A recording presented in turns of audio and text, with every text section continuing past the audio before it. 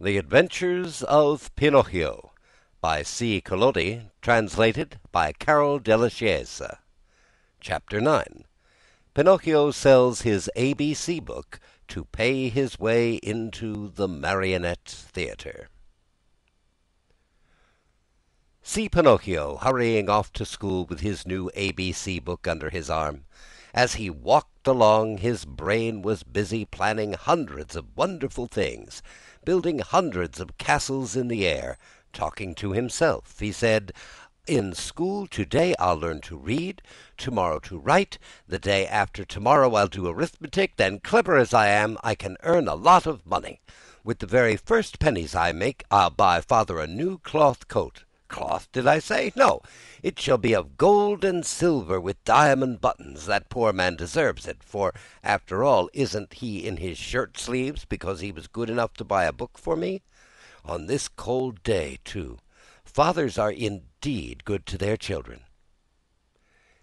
As he talked to himself, he thought he heard sounds of pipes and drums coming from a distance. Peep, peep, peep, peep, peep, peep, zum, zum, zum. He stopped to listen. Those sounds came from a little street that led to a small village along the shore. What can that noise be? What a nuisance that I have to go to school. Otherwise... Then he stopped, very much puzzled. He felt he had to make up his mind for either one thing or another. Should he go to school, or should he follow the pipes? "Today I'll follow the pipes, and tomorrow I'll go to school. There's always plenty of time to go to school," decided the little rascal at last, shrugging his shoulders. No sooner said than done. He started down the street, going like the wind. On he ran, and louder grew the sounds of pipe and drum. Peep, peep, peep, peep, peep, peep, peep, peep, peep, zum, zum, zum, zum. Suddenly he found himself in a large square full of people standing in front of a little wooden building, painted in brilliant colors.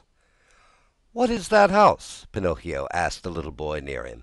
"Read the sign and you'll know." "I'd like to read, but somehow I can't today." "Oh, really? Then I'll read it to you.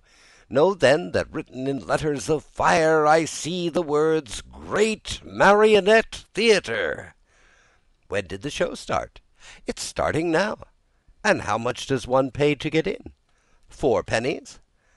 Pinocchio, who was wild with curiosity to know what was going on inside, lost all his pride and said to the boy shamelessly, "Will you give me 4 pennies until tomorrow?" "I'd give them to you gladly," answered the other, poking fun at him, "but just now I can't give them to you." "For the price of 4 pennies I'll sell you my coat." "If it rains, what shall I do with a coat of flowered paper? I could not take it off again." "Do you want to buy my shoes?" "They are only good enough to light a fire with." "What about my hat?" "Fine bargain indeed, a cap of dough. The mice might come and eat it from my head." Pinocchio was almost in tears. He was just about to make one last offer, but he lacked the courage to do so. He hesitated. He wondered. He could not make up his mind.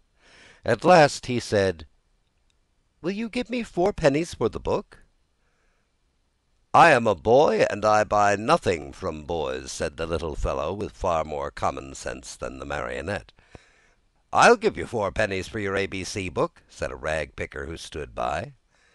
Then and there the book changed hands. And to think that poor old Geppetto sat at home in his shirt sleeves, shivering with cold, having sold his coat to buy that little book for his son. So ends Chapter 9 of Pinocchio.